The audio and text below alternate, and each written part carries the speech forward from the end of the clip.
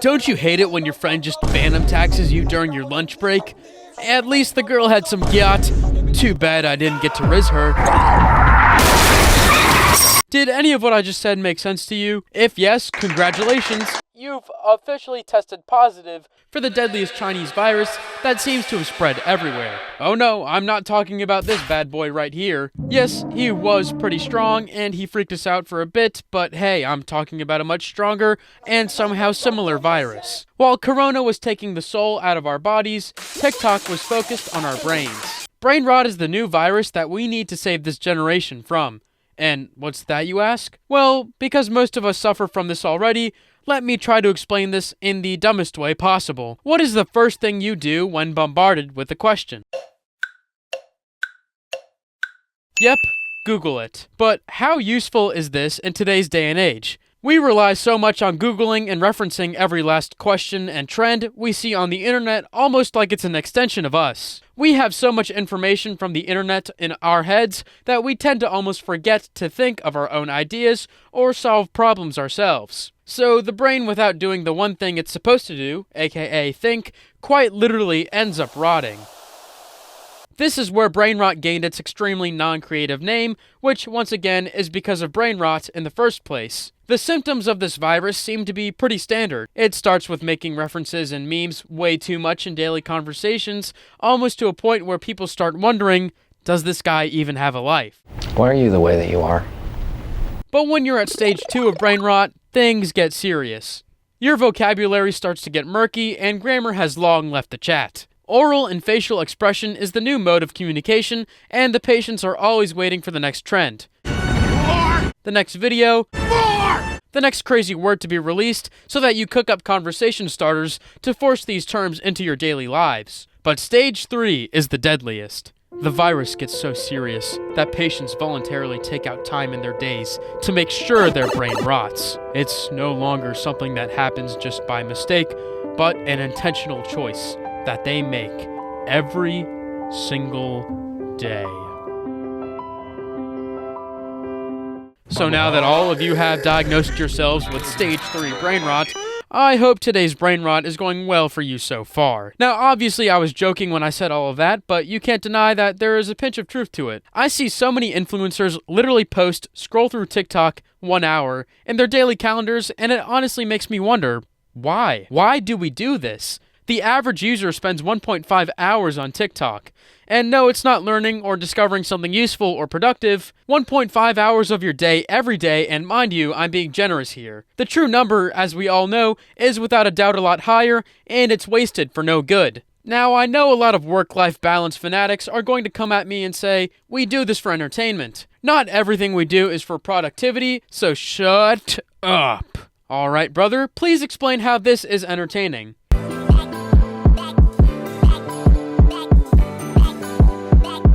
Put your ass in the air.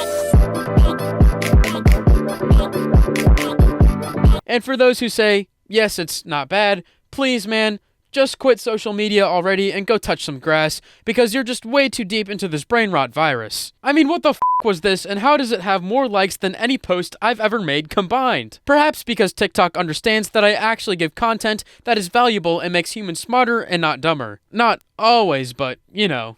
But hey, there is a scientific explanation to this. Our brains work in such a way that we enjoy memes and games, however dumb or meaningless they get, simply because we are conditioned to believe that they are fun. Think about this. What happens when you watch or read a meme? For the most part, it's nothing, but the reason why we do it is because our brain believes that they are kind of entertaining and fun to look at, which is why we keep on indulging in them. When something is funny, it makes you feel happy. This good feeling helps you remember it better. So when you see a funny meme or play a fun game, your brain quickly remembers it. That's why it's easier to learn and remember things when you're having fun. Seems pretty harmless so far, doesn't it? But it really isn't. Intellectual deterioration is probably the most scary and real negative effect that Gen Z and Gen Alpha are exposed to because of people exclusively consuming a certain type of content. A simple analogy would be, you could probably have a diet of just chocolate, but you wouldn't get very far even though chocolate tastes really good. A balanced diet may not be as much fun, but you're definitely going to get a lot further in terms of your health and satisfaction and growth and development. Brain rot quite literally dumbifies the population, and that's been proven time and again. Students in the US are dumber than ever. They can't read, nor do math, but ask them who Speed is, and I bet they all will jump up and down with his biography. Bye-bye, Russia! And the negative effects of brain rot doesn't end there. ADHD is at an all-time high in young kids nowadays. A recent study showed that 1 in 9 US kids have gotten an ADHD diagnosis. And this is because the Gen Alphas learned to swipe before they could even walk. But when I was a kid, my biggest concerns were if my lunchbox looked cool enough and whether we would trade our soggy sandwich for a fruit roll-up. But today, Gen Alphas got their own unique problems. It's disgusting. What do you think all of this does to their brains? Their world is filled with swipes and distractions to the point that these kids simply cannot concentrate on anything. This has led to an ADHD spike, which honestly concerns me to say the least. I mean, think about it. Back in our day, we had to rant to get a lollipop. Today, kids get an iPad to solve every problem. In fact, today's doctors are also like, here, watch this endless loop of animated nonsense while we give you your injection. But it's not the kids' fault that they're consuming this brain-rotting content. They were born into a tech-obsessed generation where every birthday party is a mini Apple Store opening. But not being able to concentrate is just one part of the puzzle. The hormone that is released when they watch all of these shorts and TikTok is dopamine, the feel-good hormone. But dopamine has more to it than making you just feel happy, and an excess amount of dopamine in your system is not good for you.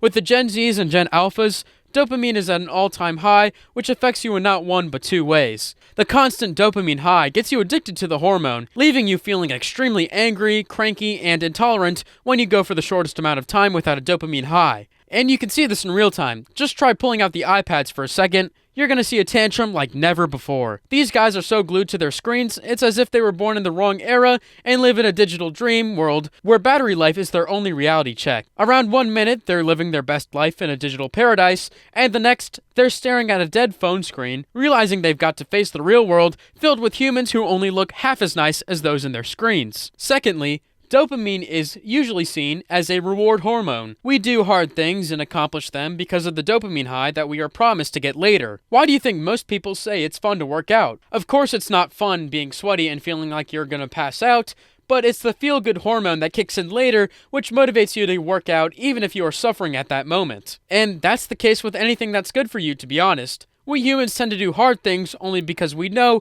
it is going to be rewarding and make us feel good later. But with dopamine being so easily accessible right at your fingertips, the motivation to do anything doesn't seem to exist within us. Why would you want to do something hard when you can literally just rot in your bed and scroll through eternity? But let's go back to the commonalities between COVID and brain rot once again. Do you remember when COVID had us sanitizing everything and social distancing like pros? Meanwhile, brain rot also has us socially distancing from reality.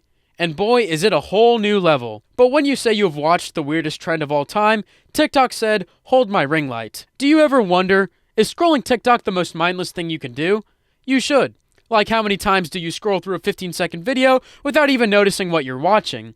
It's like Pandora's box, but instead of chaos, it unleashes endless brain-rotting content.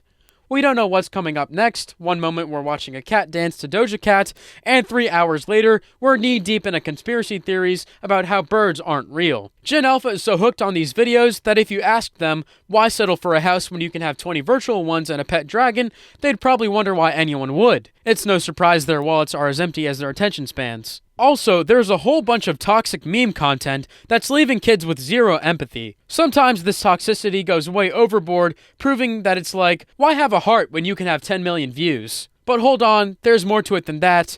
Just brain-rotting fun. Believe it or not, TikTok actually has some superpowers that no one can ignore. First up, it's like a digital buffet of creativity. Where else can you learn how to whip up a 3-course meal with just a packet of ramen and a dream? Apologies for the bad jokes, but seriously, it's true. There are some great creators on TikTok with recipes, DIY hacks, and life lessons. But no matter what you say, the cons significantly outweigh the pros.